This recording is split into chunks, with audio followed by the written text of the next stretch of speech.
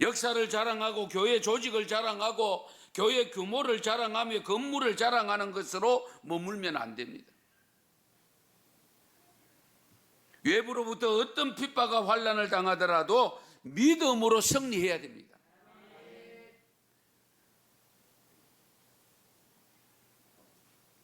아무리 가난하더라도 죄 짓는 자리에 들어가거나 타협하는 신앙이 되면 안 됩니다. 비록 규모가 작고 건물이 제대로 없고 아직도 미완성으로 가는 교회라 할지라도 크고 작은 환난과 핍박이 오더라도 넘어지지 아니하고 든든히 서가는 은성교회가 되기를 바랍니다. 여기서 교회가 조직화되어지고 규모가 커지고 역사성을 갖게 되더라도 항상 초심으로 돌아가서 순수한 신앙으로 하나님 나라를 세워가는 교회가 되어야 될 줄로 믿습니다. 우리가 가장 조심해야 될 것이 뭐냐? 현대를 현대를 따라가는 이 시대를 따라가는 세속화를 조심해야 됩니다. 세속화. 훗날에 가서 터만 남거나 기둥만 덩그랗게 남아서 관광하는 사람들을 맞이하는 교회로서가 아니고 교회를 본받고 싶어서 찾아오는 성도들이 많아지는 은성교회가 되어야 될 줄로 믿습니다. 그 다음에 두 번째로 서문화 교회가 어떤 교회였느냐? 죽도록 충성하는 교회였습니다. 죽도록 충성하는 교회. 비록 서문화 교회가 환난과 궁핍을 당하고 비방을 받았지만 그것을 극복했다는 사실입니다. 실상은 가난한 것이 아니고 오히려 부요한 교회였다라고 말씀합니다. 그러면 이것은 결국 어떤 부요함이냐? 물질적 부요함을 말하는 것이 아니고 믿음이 부요했다 그 말입니다. 물질적 가난은 가난이 아닙니다. 믿음의 가난이 가난입니다. 우리 하나님을 경외하는 성도들에게 있어서. 그러므로 우리 물질적 부요하면 오히려 믿음을 가난하게 만들 위험이 있습니다. 그래서 상가 조심해야 됩니다. 물질적 부요함은 교회를 타락하게 만들 가능성이 높습니다. 하지만 믿음의 부요함은 어떤 환난이나 궁핍함이나 조롱함도 극복할 수 있습니다.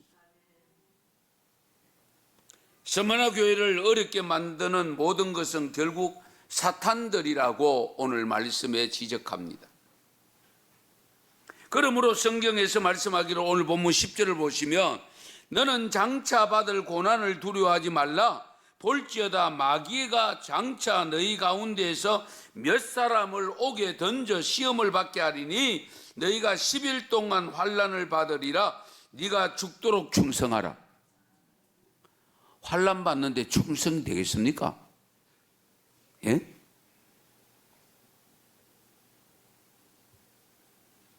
지금까지도 환난과 어려움을 잘 극복했다고 칭찬했잖아요. 그런데 아직도 환난과 이 어려움이 남아 있습니다.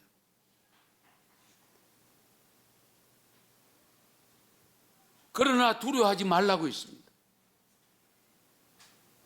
그러면서 하시는 말씀이 죽도록 충성해라. 그리하면 생명의 관을 네게 씌우리라. 생명의 면류관을 네게 씌우리라. 할렐루야. 지금까지도 환난과 고난이 있었지만 아직도 더 받아야 할 고통과 고난이 있다고 했는데 그럼에도 불구하고 두려워하지 말고 오히려 죽도록 충성하라.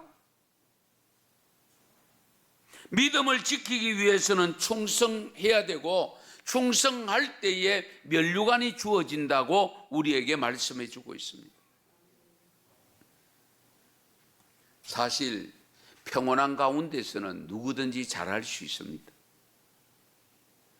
어려움이 왔을 때에 그 어려움을 극복하면서 충성하는 것은 정말 어렵습니다. 쉽지 않습니다. 그래서 하나님은 환난이 있다고 하면서도 그것을 충성함으로 극복하라는 겁니다. 어려움이 오니까 충성하던 것도 놓아버리고 팽개쳐버리고 떠나버리는 그런 모습은 바람직하지 않습니다.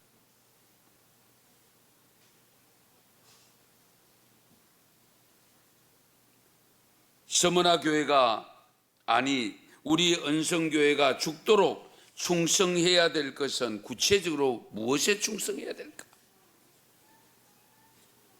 그것을 좀 나열해 보려고 합니다. 우선은 말씀 순종함에 충성해야 됩니다. 말씀 순종함에 충성해야 돼요. 하나님이 주시는 말씀에 순종하는 삶을 살아야 되는데 얼렁뚱땅이 아니고 대충이 아니고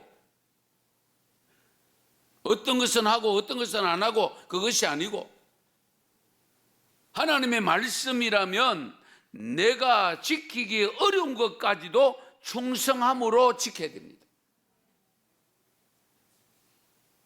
말씀에 순종함이 없이는 어떤 것에도 충성할 수 없습니다. 하나님의 말씀에 순종하는 것이 최우선입니다. 교회 다니는 것만으로 만족하면 안 됩니다. 우리가 가끔 그런 표현 쓰잖아요. 삐 좋은 개살구. 그런 신앙은 곤란합니다.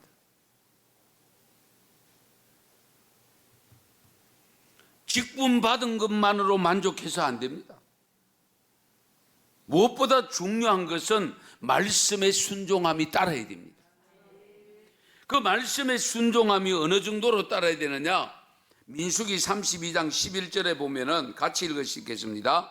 애굽에서 나온 자들이 20세 이상으로는 한 사람도 내가 아브람과 이삭과 야곱에게 맹세한 땅을 결코 보지 못하리니 이는 그들이 나를 온전히 따르지 아니하였음이니라. 아멘. 잘 보세요. 애굽에서 나온 자들 20세 이상 나온 사람은 얼마입니까? 약 60만 명이잖아요. 그 60만 명이 하나님을 온전히 따르지 아니하므로 하나님께서 약속한 그 땅에 못 들어간대요. 그 땅에 들어가려고 출애굽시켰는데 그 땅에 들어가려고 지금 애굽에서 나와서 지금 출발해서 가고 있는데 그런데 예외가 있다는 것이 12절의 말씀이 나옵니다. 민수기 32장 12절 같이 읽습니다. 그러나 그나스 사람 여분네의 아들 갈렙과 눈의 아들 여호수아는 여호와를 온전히 따랐느니라 하시고. 아멘. 60여만 명이 나왔는데 하나님을 온전히 따른 사람 두 사람입니다. 여호수아와 갈렙. 그래서 다른 사람은 어떻게 됩니까? 우리가 잘 아는 대로 광야에서 다 죽어갔습니다. 심지어 모세까지도 죽었습니다. 그 가나안 땅을 보여주셨음에도 불구하고 너는 저 땅을 건너지 못한다.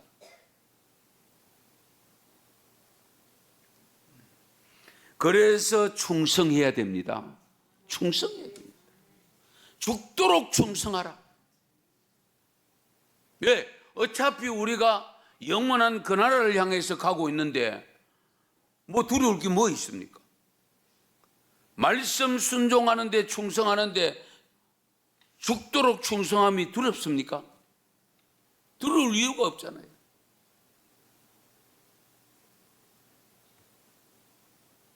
우리가 하나님을 믿는다고 하면서도 말씀에 순종하지 않는다면 믿는다고 말할 수 있겠느냐는 겁니다.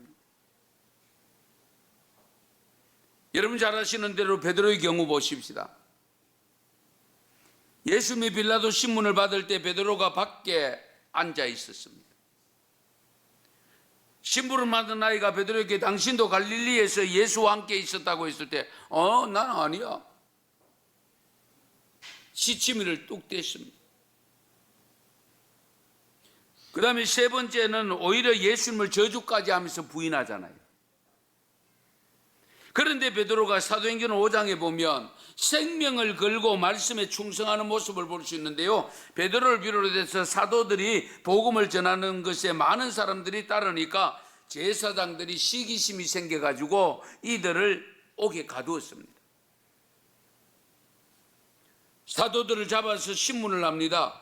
우리가 이 이름으로 사람을 가르치지 말라고 그만큼 그랬는데 왜 가르치느냐고. 그때의 베드로와 다른 사도들이 뭐라고 대답하는 거 하니까 사람보다 하나님께 순종하는 것이 마땅하니라. 할렐루야. 부인할 때는 언제고, 감옥에 갇혀 있음에도 불구하고 이 고백을 할 때가 언제냐는 겁니다. 그 갈림길은 우리가 잘 아는 대로 성령 받기 전과 성령 받은 이후의 갈림길입니다. 성령 받기 전에는 예수님과 3년 동안 따라다니도 수많은 이적과 기적을 보았음에도 불구하고 부정했지만은 성령의 능력을 마가다락방에서 받고부터는 어떻게 되느냐? 이와 같이 강하게, 담대하게 자신의 신앙을 온전히 고백할 수가 있었습니다. 그래서 성령 받아야 됩니다. 그래야 죽도록 충성할 수 있습니다.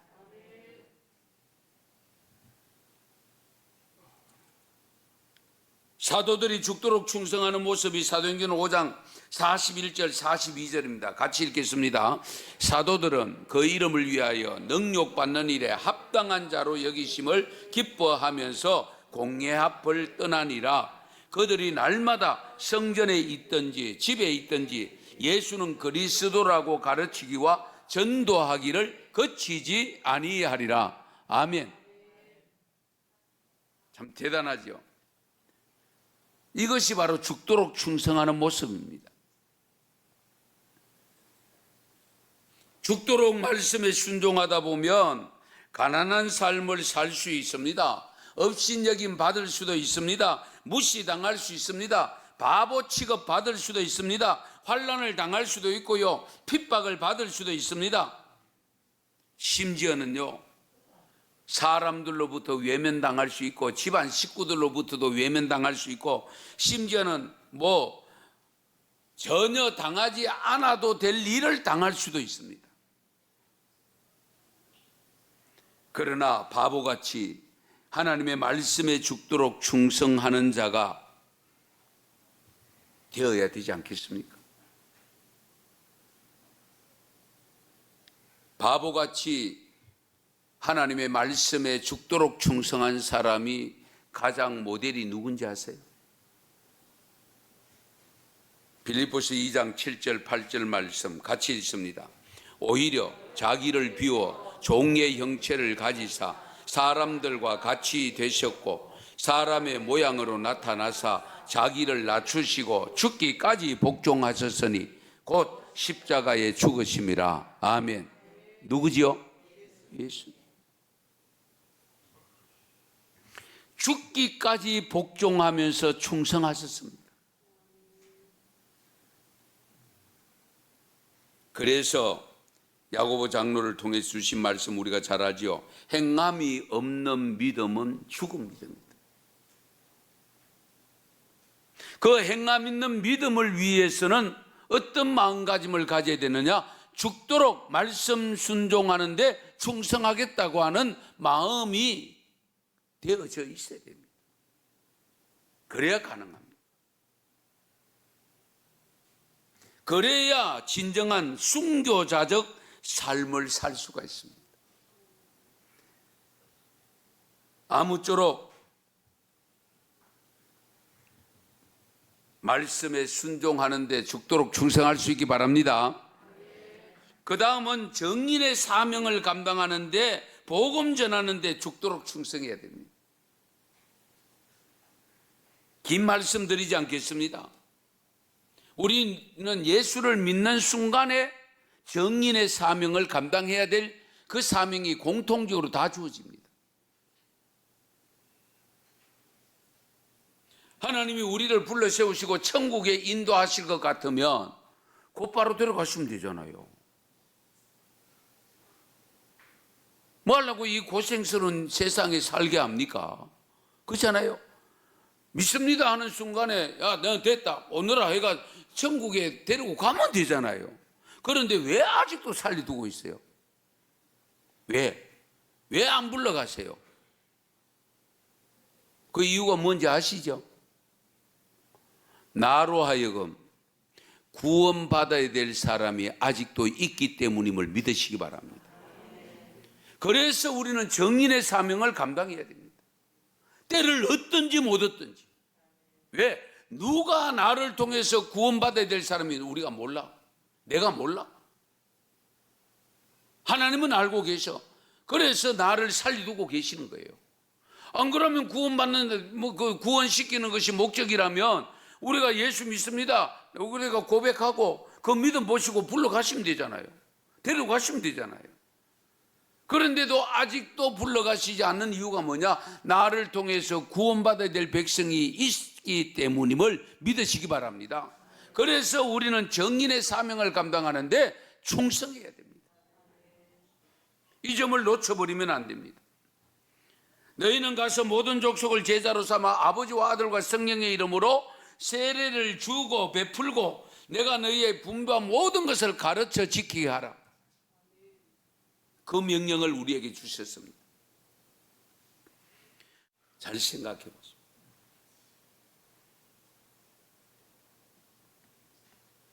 우리가 하나님 앞에 예배 드릴 때에 죽도록 충성하는 예배가 되기 위해서는 최고의 시간, 최고의 마음, 최고의 헌물, 최고의 몸으로 준비되어서 드리는 예배가 되어져야 됩니다.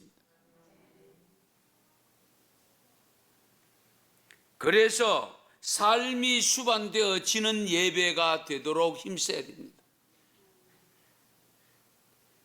죽도록 예배에 충성해야 한다고 할 때에 예배는요 고객 중심이 아니고요 하나님 중심입니다.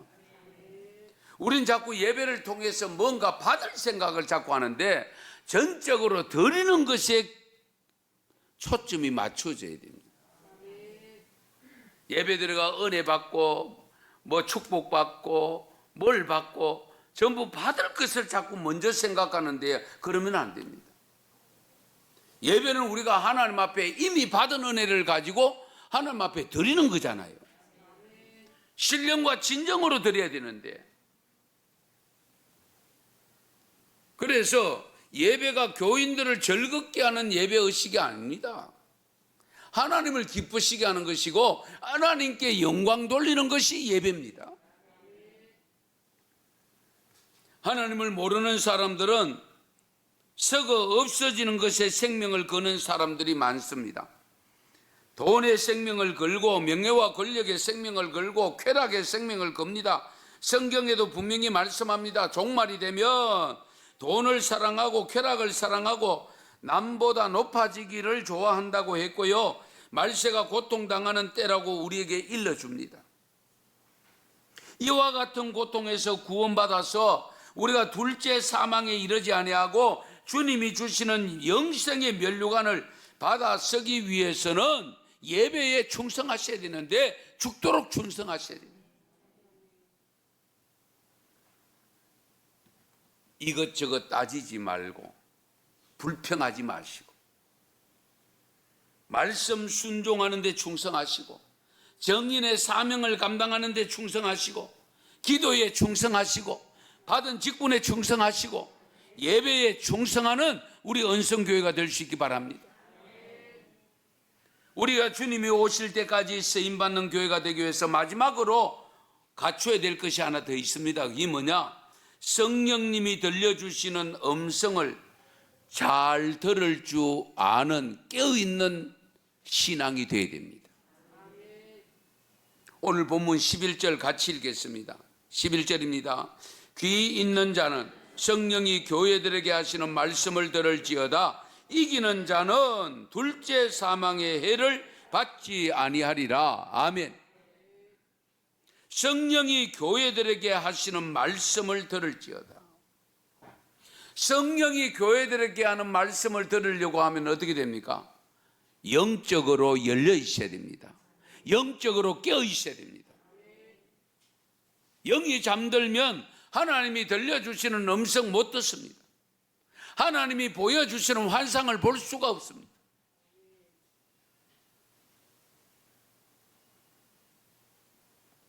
지금 우리에게 들려오는 무수한 소리들, 세상 돌아가는 이야기들, 상품 선전들, 그런 소리에는 귀가 밝아가 귀가 솔깃하게 잘 쫑긋하고 듣는데 주님의 음성을 여러분들은 어느 정도로 듣고 있습니까? 여러분의 삶에서 되어지는 상황을 통해서 하나님의 음성은 얼마나 자주 잘 듣고 있느냐는 겁니다.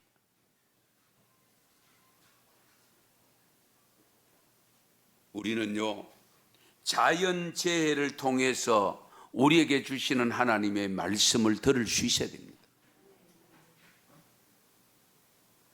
나라가 나라를 치고 민족이 민족을 치는 전쟁의 소식이 올 때도 주님의 음성을 들을 수 있어야 됩니다. 처처에 지진과 기근이 발생하면 재난의 시작이라고 분명히 일러주고 있잖아요. 1월 성신에도 징조가 있습니다. 기후의 변화가 발생함을 보여줄 때에 우리가 주님의 음성을 알아들을 수 있는 영적으로 귀가 열려 있어야 됩니다. 이런 자연을 통해서 들려주시는 주님의 음성을 분별할 수 있는 사람은 어떻게 살아야 될까? 누가복음 21장 34절 말씀이 있습니다. 같이 읽겠습니다. 너희는 스스로 조심하라. 그렇지 않으면 방탕함과 술 취함과 생활의 염려로 마음이 둔하여지고 뜻밖의 그날이 덕과 같이 너희에게 임하리라. 아멘. 뜻밖에 임한다. 무엇이? 종말. 역사적 종말도 그렇고 개인의 종말도 그렇고 뜻밖에 임합니다. 그러면서 우리가 장차 올 이 모든 일을 능히 피하고 주님 앞에 설 수 있도록 하기 위해서는 항상 기도해야 됩니다. 깨어 있어야 됩니다. 사도행전 12장에 보면 베드로가 옥에 갇혔을 때에 성도들이 주의 사도가 옥에 갇혔으니까 기도해야 되지 않겠어요? 성도들이 모여서 기도할 때에 그 옥에 갇혀있는 베드로에게 하나님의 천사가 나타나서 옥문이 열리고 풀어줘서 이 기도하는 곳에 찾아왔습니다. 문을 두드립니다. 혹시나 싶어서 문을 잠궈 놓고 있는데 문을 두드리는데 거기에 심부름을 로데라고 하는 여자 계집아이가 있었습니다. 그래서 나가서 들어보니까 베드로의 음성이야. 그러니까 문을 열어드리기도 전에 기도하는 분들이 있는 어른들이 있는 곳에 와서 베드로 선생님 왔어요. 베드로 선생님 왔어요. 야가 미쳤나? 성경이 그랬어요. 네가 미쳤다라고 있습니다. 그래도 이 로데가 분명하게 자기는 베드로의 음성을 들었기 때문에 베드로라고 막 크게 강조를 하니까 천사겠지. 천사라고 표현. 그러면서 이 로데가 지어가는 문 밖에 나오니까 역시 문이 두드리는 소리가 들립니다. 그래서 문을 열고 보니까 베드로 선생이 와 있는 거예요. 깜짝 놀랍니다. 작은 계집아이 로데는 베드로의 소리를 들었는데 어른들은 기도하고 있음에도 불구하고 그 소리 못 듣고 미쳤다라고 표현했고 천사라고 표현했던 이 모습 속에 나는 어디에 속하는가 잘 헤아려 보시기 바랍니다. 내가 진정으로 깨어 있어서 주님의 음성을 들을 수 있는 모습으로 살고 있는지, 성령이 충만해서 성령으로 들려주는 음성을, 베드로의 음성을 분별할 수 있는지, 기도를 하고 있음에도 불구하고 어떤 기도를 했을까요? 하나님 빨리 석방시켜 주세요. 기도하지 않았을까요? 한번 생각해 보세요. 그러니까 하나님이 석방시켜서 베드로를 보내줬는데도 못 믿고 있는 이런 모습의 신앙이 바로 나의 신앙은 아닌가? 우리의 신앙은 아닌가? 잘 살펴보셔야 돼요.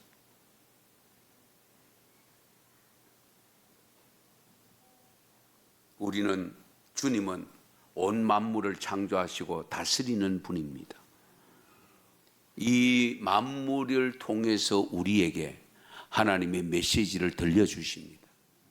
마지막 때에 처처에 지진이 있고 기근이 있습니다. 일월성신의 변화가 있습니다. 기후의 변화가 있습니다, 여러분. 전쟁이 있습니다, 여러분. 이런 일이 있을 때에 우리는 주님의 음성을 듣고 깨어 기도하며 죽도록 충성해서 주님이 오실 때에 둘째 사망에 이르지 아니하고 영생 얻는 삶으로 가는 우리 은성교회가 되어야 될 줄 믿습니다. 그런 놀라운 서문화 교회 같이 우리 은성교회가 자리매김을 해서 역사 속에 없어지는 교회가 아니고 정말 서문화 교체 든든히 주님 오실 때까지 서가는 교회로서 자리매김하는 은성교회 되기를 축원합니다. 축복합니다. 기도드리겠습니다.